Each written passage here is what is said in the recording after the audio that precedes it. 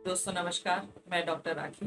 मेरे YouTube channel वैदिक naturopathy and योग में आपका हार्दिक स्वागत और अभिनंदन करती हूँ। आज हम लेकर आए हैं प्राकृतिक चिकित्सा का 10वां सिद्धांत। प्राकृतिक चिकित्सा में उत्तेजक औषधियों की आवश्यकता नहीं। जी हाँ दोस्तों, आज हम बहुत सारे रोगों से ग्रसित होते हैं। बिल्कुल होते हैं। नए नए प्रकार के रोग हमें जानने, देखने, समझने को मिलते हैं। लेकिन क्या कभी हमने सोचा है कि ये रोग उत्पन्न क्यों हुए हमारे शरीर में? कुछ में उत्पन्न हुए और कुछ में नहीं हुए। कभी सोच के देखिएगा ऐसा क्यों हुआ। उसके पीछे कारण हमारा शरीर। शुरुआत के जो सिद्धांत थे उसमें मैंने आपको बताया भी था कि शरीर में रोग क्यों उत्पन्न हो जाते हैं। इस सिद्धांत के द्वारा हम ये जान सकते हैं कि हमारे शरीर को किसी भी प्रकार की कोई उत्तेजक या घातक औषधियों की आवश्यकता नहीं है। प्राकृतिक चिकित्सक कभी भी किसी भी रूप में उत्तेजक औषधियों का प्रयोग नहीं करेगा, क्योंकि प्राकृतिक चिकित्सक जानता है कि ये शरीर का रोग जो है वो बाहरी नहीं है, वो हमारे शरीर के भीतर का है। उसे भीतरी रोग माना गया है, जबकि औषधोपचार का जो मुख्य गुण माना गया है वो शरीर के जो रोग हैं उनको बाहरी रूप से देखा गया, यानी रोग बाहरी मान करके उनको घातक औषधियां दी जाती हैं, उत्तेजक औषधियां दी जाती है और माना जाता है कि इन औषधियों के प्रयोग से वो स्वस्थ शरीर कर देंगे। लेकिन ऐसा नहीं है दोस्तों, क्योंकि जो शरीर में रोग उत्पन्न हुआ है उसका कारण जाने पहले, और उसमें जो प्राकृतिक चिकित्सक है वो उसके कारण को देखता है और कौन सा ऐसा कारण है जिसकी वजह से ये रोग उत्पन्न हुआ है, वो उस कारण को दूर करने का प्रयास करता है। और वो इन घातक या औषधियों के प्रयोग से नहीं, या उत्तेजक या मादक औषधियों के प्रयोग से नहीं। अगर ऐसा है तो मैं आपसे एक प्रश्न पूछती हूँ आज, कि जो स्वस्थ शरीर है उसको फिर वो उत्तेजक औषधियां या घातक औषधियां क्यों नहीं दी जा सकती? यदि उन उत्तेजक या घातक औषधियों के प्रयोग से स्वस्थ शरीर भी बीमार पड़ सकता है, तो हम कैसे उम्मीद कर लेते हैं कि बीमार शरीर को दी जाने वाली ये औषधियां उसके शरीर को स्वस्थ करेंगी? ये एक बहुत बड़ा प्रश्न है। इसको आप सोचें और फिर उसके अनुसार आप अपने औषधियों का प्रयोग करें।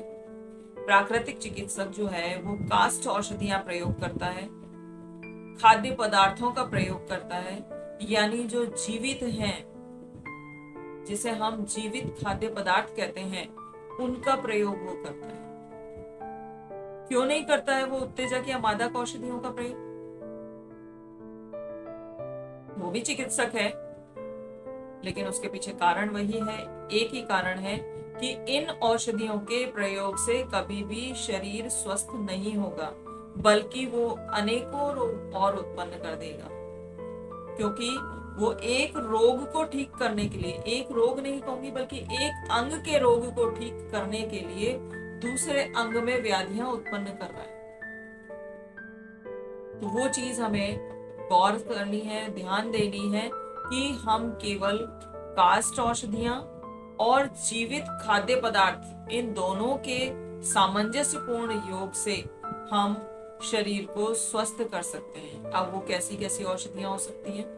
सबसे पहली हमारी धूप, दूसरी हमारी हवा, तीसरा हमारा खाद्य पदार्थ जो सबसे बड़ी औषधि है, और कुछ मात्रा में हम हरे पौधों का प्रयोग भी करते हैं, यानी पौधों की जड़ ले सकते हैं, पत्तियों का प्रयोग हम कर सकते हैं, फलों का प्रयोग हम कर सकते हैं, या फिर तने का प्रयोग हम कर सकते हैं। लेकिन वो भी मादक नहीं, बल्कि खाद्य पदार्थ के तरीके से। यदि हम इन सब बातों का ध्यान रख करके हम स्वयं के शरीर को जानना प्रारंभ करते हैं, तो हम बहुत सारी व्याधियों से हम दूर हो जाते हैं। हम उन कारणों को देखते हैं जिसमें पंच तत्वों का आपस में जो संबंध था वो यदि कहीं विच्छेद हो गया है, संबंध विच्छेद से मतलब इम्बैलेंस हो गया है, जहां उनका आपस का संतुलन बिगड़ गया है, तो हम प्राकृतिक चिकित्सा के द्वारा उन पांचों तत्वों का वापस बैलेंस स्थापित करके शरीर, मन और आत्मा तीनों की दुर्बलता को हम दूर करते हैं। उसमें किसी भी मादक औषधि का प्रयोग या उत्तेजक औषधि का प्रयोग बिल्कुल नहीं किया जाता है। यदि इस तरीके से उपचार किया जाए तो आप देखिए, मानसिक स्वास्थ्य सुधरता है, शारीरिक स्वास्थ्य सुधरता है और आत्मिक स्वास्थ्य सुधरता है। और जब ये तीनों सुधरते हैं तो आप मान के चलिए कि अगर ये सभी व्यक्ति के अंदर ऐसा हो जाए तो आज धरती पर ही स्वर्ग उतर है। जी हाँ दोस्तों, क्योंकि जब व्यक्ति तन से, मन से और आत्मा से तीनों तरीके से स्वस्थ होगा तो निश्चित तौर पर हम समझ सकते हैं कि वो क्या परिवर्तन लाएगा।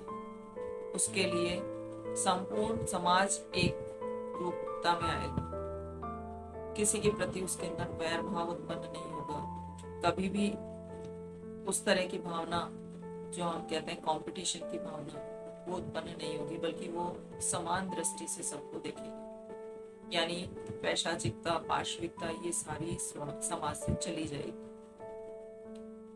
तो लास्ट में इतना ही कहूंगी कि हम यदि बिना उत्तेजक औषधियों के प्रयोग के या मादक औषधियों के प्रयोग से बचते हुए हमारे शरीर में दूसरे रोगों को उत्पन्न करने के बजाय हम स्वयं को जानकर समझकर यदि हम औषधियों का प्रयोग भोजन के रूप में करते हैं तो इससे बढ़िया कोई औषधि नहीं है।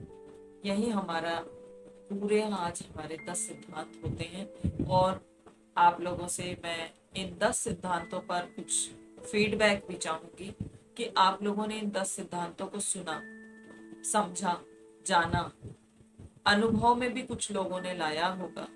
तो इन 10 सिद्धांतों से आपको क्या लगा, क्या महसूस हुआ, वो मुझे अपने कमेंट बॉक्स में लिखकर जरूर बताएं, जिससे मुझे एक मोटिवेशन मिलेगा।